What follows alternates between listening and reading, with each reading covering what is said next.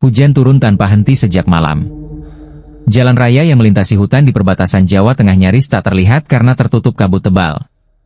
Arga, seorang sales berusia 28 tahun, menghentikan motornya di depan sebuah hotel tua yang berdiri sendirian di pinggir jalan.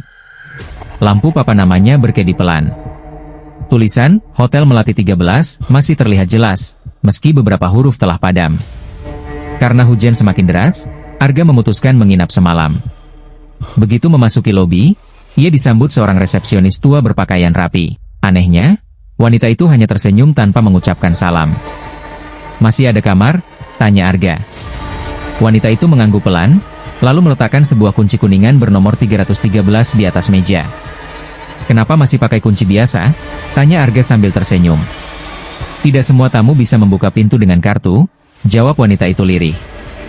Jawaban itu membuat Arga sedikit heran, tetapi ia memilih mengabaikannya. Koridor lantai 3 terasa jauh lebih dingin dibanding lantai bawah. Lampunya berkedip pelan, sementara karpet merah tua tampak kusam seperti tidak pernah diganti selama puluhan tahun. Saat membuka pintu kamar 313, aroma parfum bercampur kayu tua langsung memenuhi ruangan. Kamar itu bersih. Terlalu bersih untuk bangunan setua itu.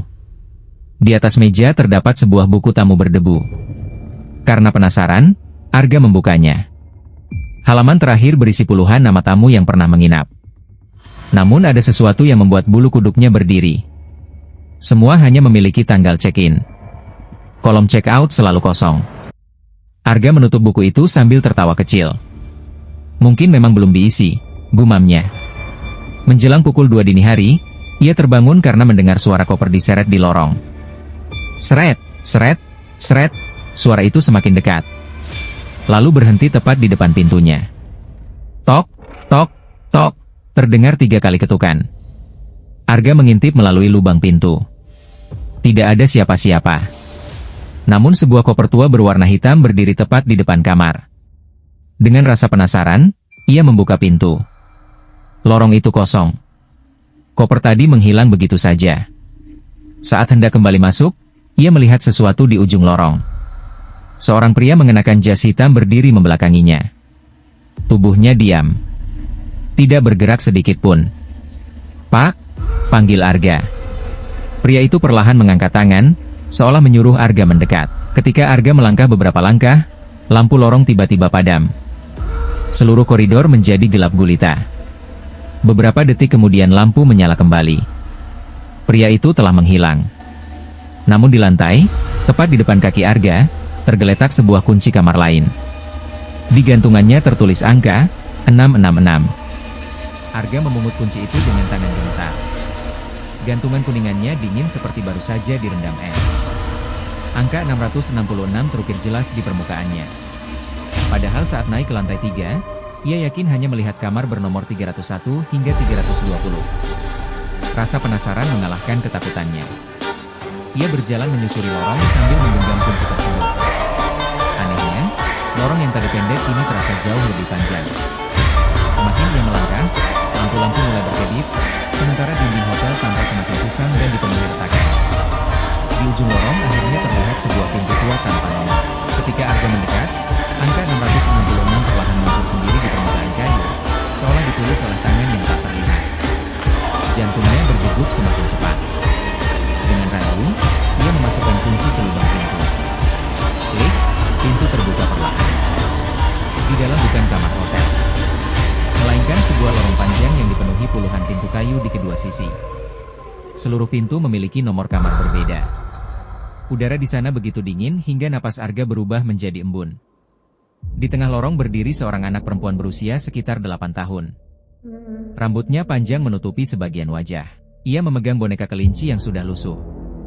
"Om, jangan lama-lama di sini," bisiknya. "Semuanya sedang tidur." "Semuanya siapa?" tanya Arga. Anak itu perlahan mengangkat wajah. Matanya dipenuhi air mata. Mereka yang tidak pernah pulang. Belum sempat Arga bertanya lagi, terdengar suara pintu-pintu terbuka bersamaan. Krek, satu persatu pintu di lorong itu terbuka sendiri. Dari dalamnya muncul para penghuni hotel. Ada pria tua dengan koper rusak. Seorang ibu yang menggendong bayi. Sepasang pengantin. Seorang anak kecil yang memegang balon merah. Mereka keluar perlahan sambil membawa barang bawaan masing-masing.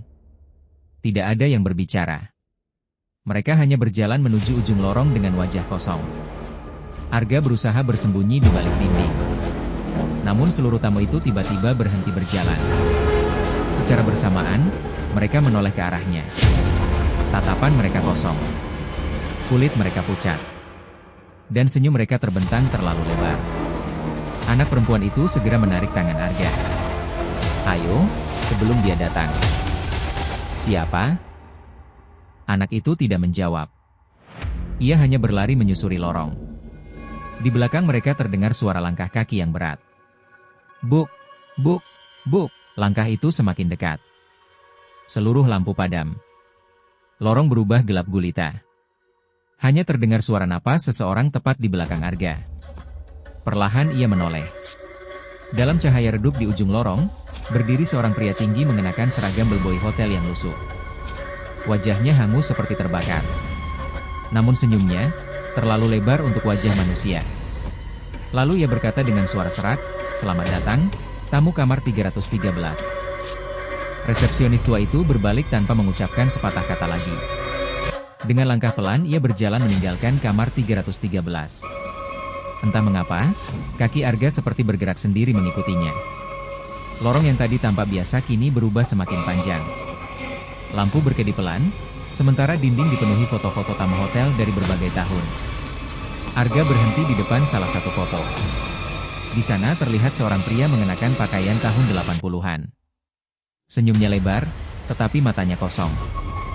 Di bawah foto tertulis, menginap sejak 1987. Foto berikutnya bertuliskan, menginap sejak 1999. Lalu foto lainnya. Menginap sejak 2008. Tidak ada satupun tulisan, check out. Jantung Arga berdegup semakin kencang. Resepsionis itu berhenti di depan sebuah lift tua yang pintunya terbuat dari besi. Di atasnya hanya ada 3 tombol lantai. 1, 2, 3. Namun ketika pintu lift terbuka, muncul sebuah tombol kecil yang sebelumnya tidak ada. Angka 0. Silakan masuk, kata resepsionis itu. Arga ragu. Ada apa di bawah? Wanita tua itu tersenyum tipis. Tempat semua tamu menunggu. Lift mulai bergerak turun. Suaranya berderit panjang. Namun layar penunjuk lantai tidak menunjukkan angka. Hanya tulisan, turun, turun, turun. Perjalanan terasa sangat lama. Saat pintu lift akhirnya terbuka, udara dingin langsung menusuk hingga ke tulang. Di depan Arga terbentang sebuah aula besar yang dipenuhi meja makan panjang. Ratusan orang duduk dengan pakaian dari berbagai zaman. Ada tentara, pengantin, anak sekolah, pedagang, hingga keluarga kecil. Tidak ada yang berbicara. Tidak ada yang makan. Mereka hanya duduk diam sambil menundukkan kepala. Di tengah ruangan tergantung sebuah jam dinding tua. Jarumnya berhenti di pukul 2.13. Resepsionis berbisik pelan. Semua tamu berhenti pada waktu mereka meninggal. Mendengar kalimat itu, Arga mundur beberapa langkah. Tiba-tiba seluruh tamu mengangkat kepala secara bersamaan. Mereka menatap Arga tanpa berkedip. Lalu perlahan, mereka tersenyum. Senyum yang terlalu lebar untuk wajah manusia. Seorang anak kecil berdiri dari kursinya sambil membawa boneka lusuh. Ia berjalan mendekati Arga. "Om, boneka saya ketinggalan di kamar. Temani saya mengambilnya." Suaranya terdengar sangat pelan. Namun wajah anak itu mulai berubah. Kulitnya menghitam. Matanya mengeluarkan darah. Mulutnya terbuka semakin lebar hingga hampir mencapai telinga. Arga menjerit lalu berlari meninggalkan aula. Ia berusaha kembali ke lift. Namun lift itu sudah tidak ada. Sebagai gantinya, muncul sebuah lorong sempit dengan puluhan pintu kamar di kanan dan kiri. Semua pintu memiliki nomor yang sama. 313, di ujung lorong terdengar suara seseorang memanggil namanya. "Arga, jangan percaya mereka." Suara itu terdengar sangat familiar. Seolah-olah, itu adalah suara ayahnya yang telah meninggal bertahun-tahun lalu. Arga membeku.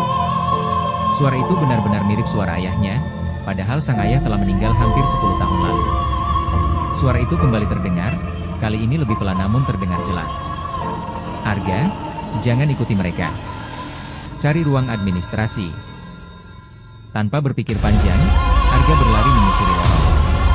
Puluhan pintu bernomor 313 berjajar di kanan dan kiri. Setiap kali ia membuka salah satunya, isi kamarnya selalu berbeda.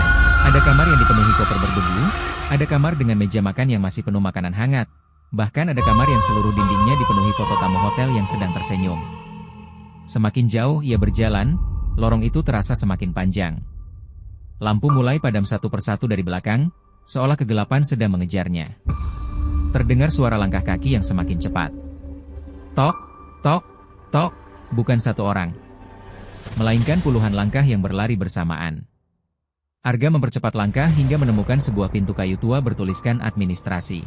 Pintu itu terkunci, tetapi kunci kamar 666 yang masih berada di sakunya tiba-tiba terasa hangat. Saat dicoba, kunci itu pas. Pintu terbuka perlahan. Ruangan itu dipenuhi lemari arsip yang sudah lapuk. Di atas meja terdapat sebuah buku tamu berukuran besar dengan sampul kulit hitam. Debunya sangat tebal, seolah tidak pernah disentuh selama puluhan tahun. Arga membuka halaman pertama. Nama tamu pertama tercatat pada tahun 1968. Di bawah setiap nama terdapat satu kalimat yang sama. Belum diizinkan pulang. Semakin banyak halaman yang ia buka, semakin banyak nama yang memenuhi buku itu. Ratusan, bahkan ribuan. Lalu ia sampai pada halaman terakhir. Tangannya langsung gemetar. Nama Arga Pratama sudah tertulis rapi. Di bawahnya terdapat waktu check-in yang sesuai dengan malam itu. Sementara kolom check-out masih kosong. Tiba-tiba terdengar suara pintu ditutup keras. Brak! Arga membalikkan badan. Resepsionis tua sudah berdiri di depan pintu sambil membawa sebuah lentera. Setiap tamu yang masuk saat hujan akan selalu menemukan jalan ke hotel ini, katanya dengan suara tenang. Sebagian berhasil keluar. Tetapi sebagian memilih tinggal. Arga menggeleng. Aku tidak mau tinggal di sini. Wanita tua itu tersenyum tipis. Semua tamu juga pernah berkata seperti itu. Ia lalu menunjuk sebuah cermin besar di sudut ruangan. Dengan ragu Arga mendekat. Pantulan di dalam cermin membuat darahnya seakan berhenti mengalir. Ia tidak lagi mengenakan jaket yang dipakainya saat datang. Tubuhnya kini memakai pakaian tamu hotel berwarna putih kusam. Di dada kirinya tergantung sebuah kartu identitas kecil. Perlahan ia membacanya. Tamu hotel Melati 13. Kamar 313. Status, menunggu check-out. Seketika seluruh lampu padam. Dari balik lorong terdengar suara koper diseret mendekat. Seret, seret, seret. Lalu terdengar puluhan suara berbisik bersamaan. Selamat datang, penghuni baru hotel Melati 13. Kegelapan menyelimuti seluruh ruangan. Arga berdiri membeku sambil menggenggam buku tamu itu erat-erat. Bisikan dari luar semakin banyak. Suaranya saling bertumpuk hingga sulit dibedakan, namun semuanya mengucapkan kalimat yang sama. Jangan pergi. Kami sudah lama menunggu. Perlahan lampu lentera milik resepsionis kembali menyala. Cahaya kekuningannya menerangi wajah wanita tua itu. Senyumnya masih sama, tetapi kini matanya tampak benar-benar hitam tanpa bagian putih sedikit pun. Masih ada satu kesempatan untuk pulang, katanya pelan. Arga langsung mengangkat kepala. Apa yang harus kulakukan? Resepsionis tidak segera menjawab. Ia hanya menunjuk sebuah pintu kecil di belakang meja administrasi. Itu pintu keluar. Tapi setiap tamu harus membayar harga yang sama. Dengan penuh harapan Arga berlari menuju pintu tersebut. Saat dibuka, bukan halaman hotel yang terlihat, melainkan sebuah lorong panjang dengan ratusan jam dinding tergantung di kedua sisinya. Semua jam menunjukkan waktu yang sama. Pukul 2.13, tak satu pun jarumnya bergerak. Di ujung lorong berdiri seorang pria tua berpakaian satpam hotel. Wajahnya pucat, tetapi sorot matanya terlihat sedih. Kamu masih hidup, katanya lirih. Jangan buang kesempatanmu. Arga mendekati pria itu. Siapa Bapak? Aku kepala keamanan hotel ini. Dulu aku juga mengira bisa keluar. Pria itu mengeluarkan sebuah buku kecil dari balik sakunya. Hotel ini bukan sekadar bangunan. Hotel ini hidup. Ia memilih tamunya sendiri. Semakin seseorang takut, semakin sulit ia keluar. Belum sempat Arga bertanya lagi, terdengar suara kaca pecah dari belakang. Lorong bergetar hebat. Jam-jam dinding mulai retak satu persatu. Jarumnya bergerak berlawanan arah. Suara resepsionis menggema dari segala arah. Waktu berkunjungmu hampir habis. Kembalilah ke lobi. Atau tinggal selamanya. Pria tua itu mendorong tubuh Arga. Lari. Arga berlari sekuat tenaga menyusuri lorong. Namun setiap pintu yang dilewatinya memperlihatkan pemandangan berbeda. Ada kamar yang dipenuhi tamu tanpa wajah. Ada ruang makan dengan makanan yang telah membusuk. Ada pula kamar anak yang dipenuhi boneka-boneka tua yang kepalanya bergerak mengikuti langkahnya. Tiba-tiba, Arga melihat sebuah jendela besar. Di luar sana tampak jalan raya yang tadi ia lewati. Motornya masih terparkir. Hujan masih turun deras. Tanpa berpikir panjang, Arga memecahkan kaca dan melompat keluar. Namun bukannya jatuh ke jalan, ia justru kembali berdiri di lobi Hotel Melati 13. Resepsionis tua masih berada di belakang meja. Ia perlahan menutup buku tamu hitam itu. Lalu berkata dengan senyum yang lebih lebar dari sebelumnya. Selamat datang kembali, Pak Arga. Permainan yang sebenarnya baru saja dimulai. Arga mundur perlahan. Napasnya memburu, sementara jantungnya berdetak begitu keras hingga terdengar di telinganya sendiri. Ia sadar satu hal. Selama ini hotel itu tidak pernah membiarkannya benar-benar pergi. Setiap jalan keluar selalu membawanya kembali ke lobi yang sama. Resepsionis tua menutup buku tamu hitam itu dengan pelan. Hotel ini memilih tamunya, katanya. Tapi hanya tamu yang berani menghadapi kebenaran yang bisa pulang. Tiba-tiba seluruh lampu padam. Suara lonceng tua bergema dari lantai atas. Dung, dung, dung. Lantai hotel mulai bergetar. Dinding retak sedikit demi sedikit. Cat yang selama ini menempel mulai berjatuhan, memperlihatkan bekas hangus di baliknya. Dalam sekejap, bangunan itu berubah. Arga tidak lagi melihat hotel yang megah. Ia berdiri di tengah bangunan tua yang gosong akibat kebakaran besar. Asap tipis memenuhi lorong. Bau kayu terbakar menusuk hidung. Dari setiap kamar terdengar suara orang meminta tolong. Tolong? Jangan tinggalkan kami. Arga berlari mengikuti suara itu. Satu persatu pintu kamar dibukanya, tapi semua kamar kosong. Yang tersisa hanya koper, sepatu, dan barang-barang milik para tamu yang tidak pernah sempat menyelamatkan diri. Di ujung lorong ia menemukan sebuah ruang kontrol listrik. Di dalamnya berdiri pria tua yang tadi mengaku sebagai kepala keamanan. Ini semua terjadi 20 tahun lalu, katanya. Saat kebakaran dimulai, pemilik hotel mengunci seluruh pintu agar para tamu tidak keluar. Mereka lebih memilih menyelamatkan uang dan dokumen daripada nyawa manusia. Air mata mengalir di wajah pria itu.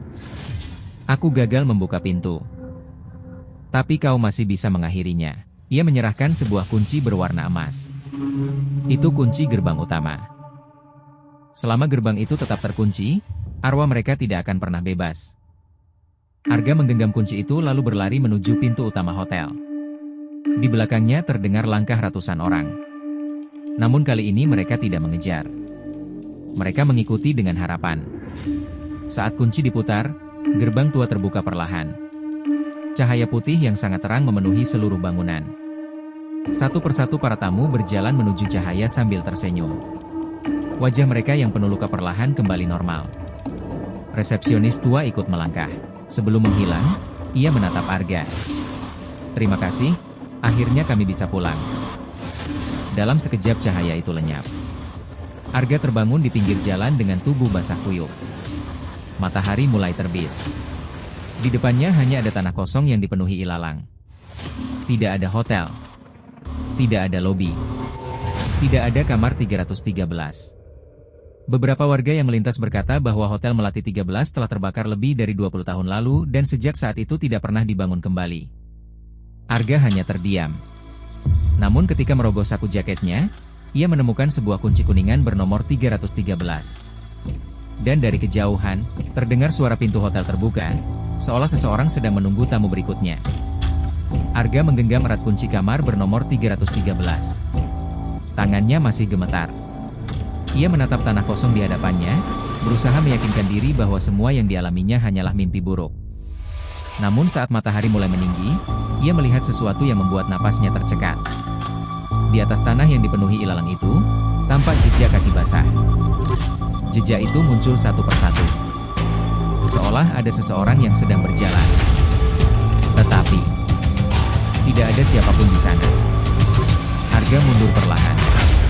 Jejak kaki itu terus bergerak melewatinya, menuju arah jalan raya, lalu menghilang begitu saja.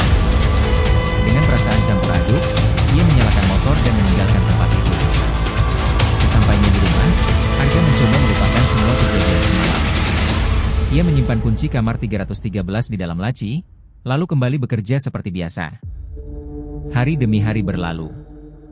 Namun setiap kali hujan turun pada malam hari, Arga selalu mendengar suara yang sama. Tok! Tok! Tok! 3 kali ketukan. Selalu berasal dari pintu rumahnya. Saat dibuka, tidak pernah ada siapapun. Hanya sebuah genangan air yang perlahan mengering. Suatu malam, tepat pukul 2.13, ponselnya tiba-tiba berdering. Nomor yang muncul tidak dikenal. Dengan ragu Arga mengangkatnya. Tidak ada suara.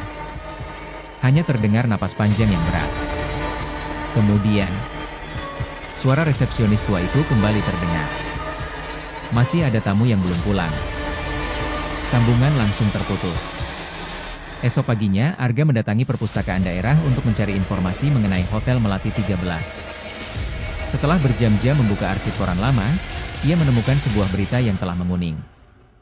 Kebakaran Hotel Melati 13 menelan 47 korban. Namun ada sesuatu yang aneh. Menurut berita itu, korban yang ditemukan hanya berjumlah 46 orang. 1 orang lainnya tidak pernah ditemukan. Arga terus membaca. Korban yang hilang adalah pemilik hotel, Surya Mahendra.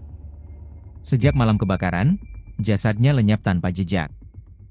Beberapa saksi mengaku melihat seorang pria keluar dari hotel sambil membawa sebuah koper hitam.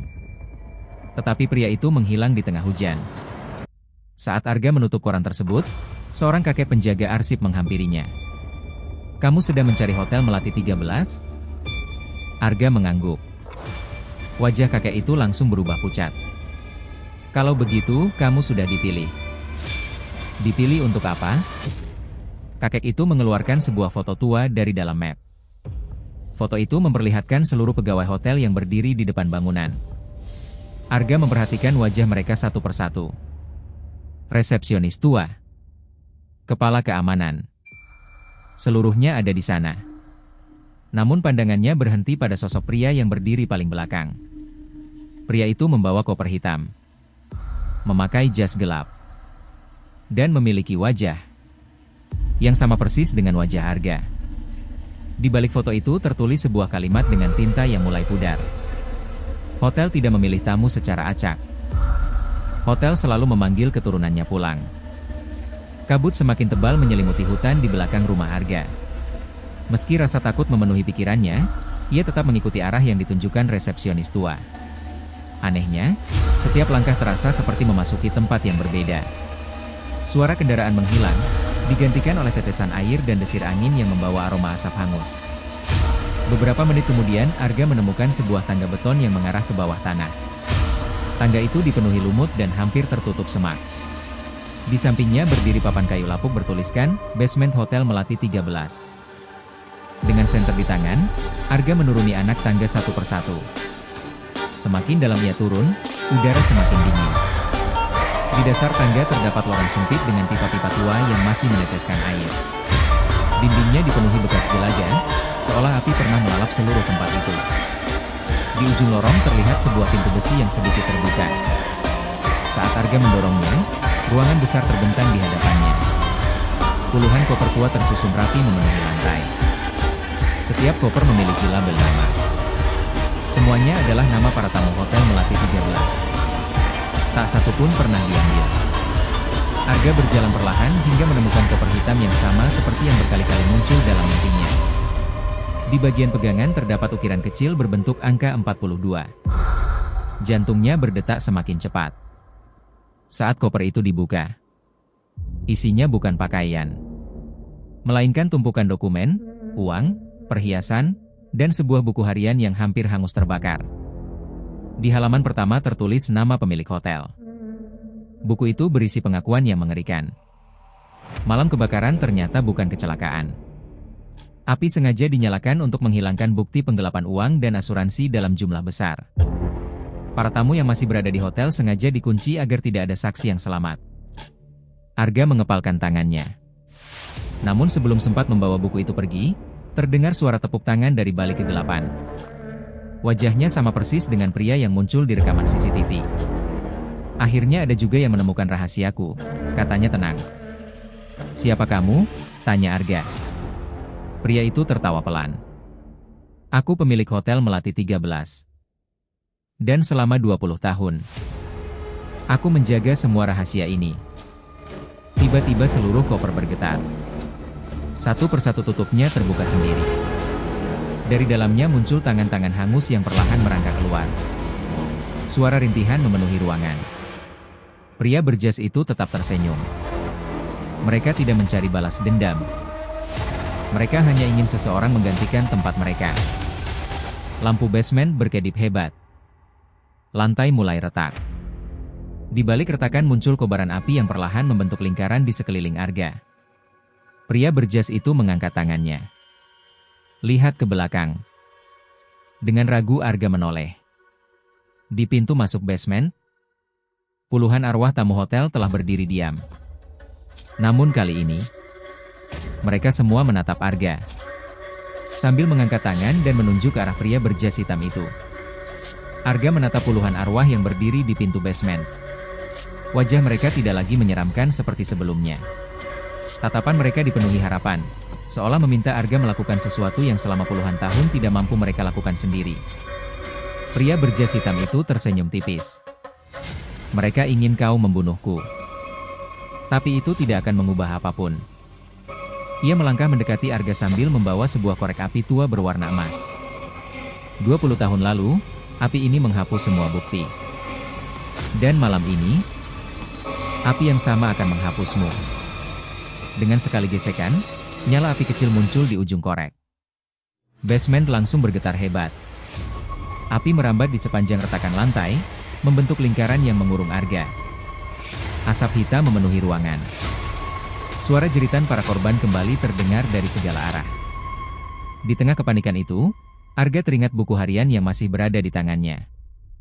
Ia membukanya kembali. Pada halaman terakhir terdapat tulisan yang sebelumnya tidak terlihat. Kebenaran tidak akan membebaskan kami. Abu kamilah yang harus kembali ke cahaya. Arga segera memahami maksud kalimat itu. Ia melihat sebuah tungku pembakaran tua di sudut basement. Di sampingnya berdiri guci besi yang dipenuhi abu berwarna hitam. Bellboy yang pernah muncul di rumahnya tiba-tiba kembali menampakkan diri. Itu abu kami, katanya lirih. Pemilik hotel mencampurnya agar kami tetap terikat di tempat ini.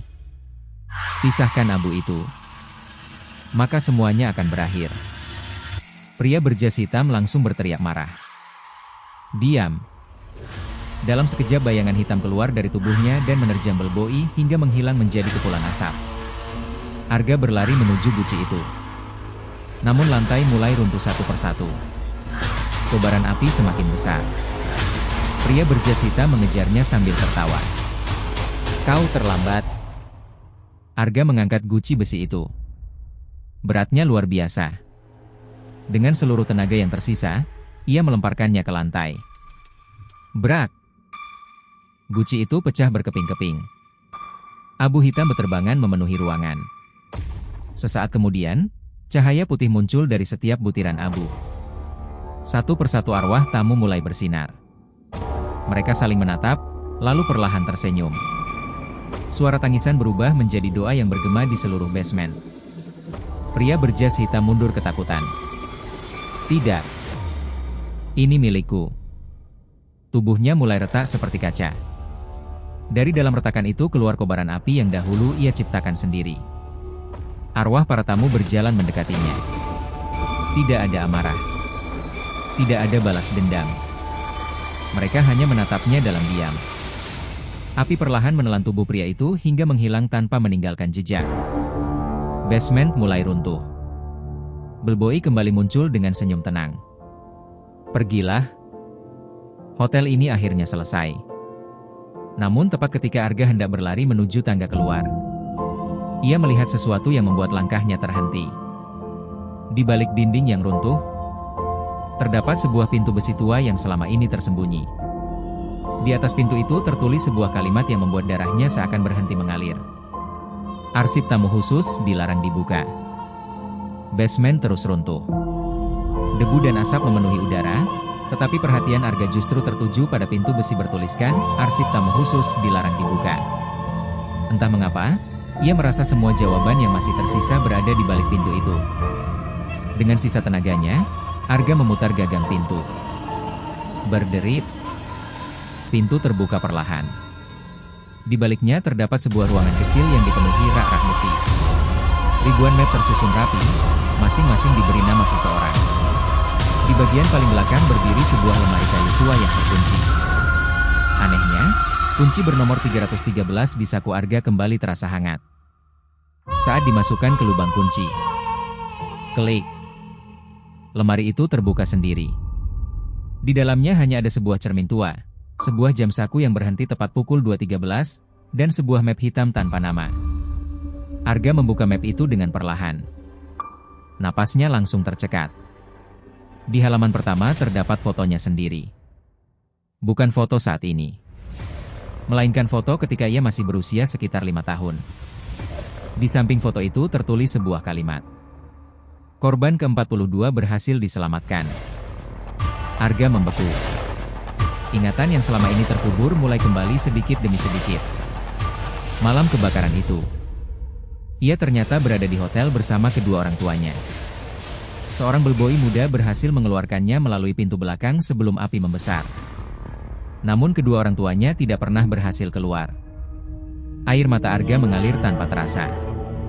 Bellboy yang selama ini membantunya kembali muncul di belakangnya. Kali ini wajahnya tidak lagi dipenuhi luka bakar. "Aku yang menyelamatkanmu malam itu," katanya sambil tersenyum. "Aku berjanji suatu hari nanti kau akan kembali untuk membebaskan mereka." Tiba-tiba seluruh ruangan dipenuhi cahaya putih. Arwah para tamu berdiri mengelilingi Arga.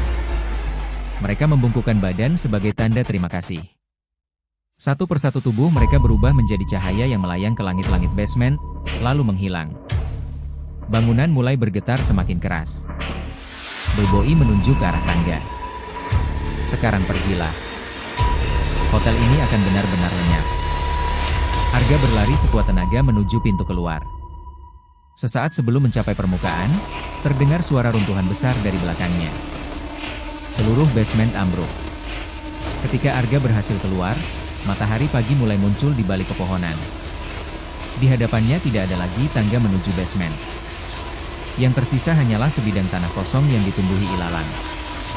Beberapa hari kemudian, pemerintah menggali lokasi itu. Mereka menemukan sisa-sisa bangunan hotel serta puluhan kerangka yang selama puluhan tahun tidak pernah ditemukan. Kasus Hotel Melati 13 akhirnya resmi ditutup. Namun hingga kini, para sopir truk yang melintas saat hujan deras masih mengaku melihat seorang bellboy berdiri di tepi jalan.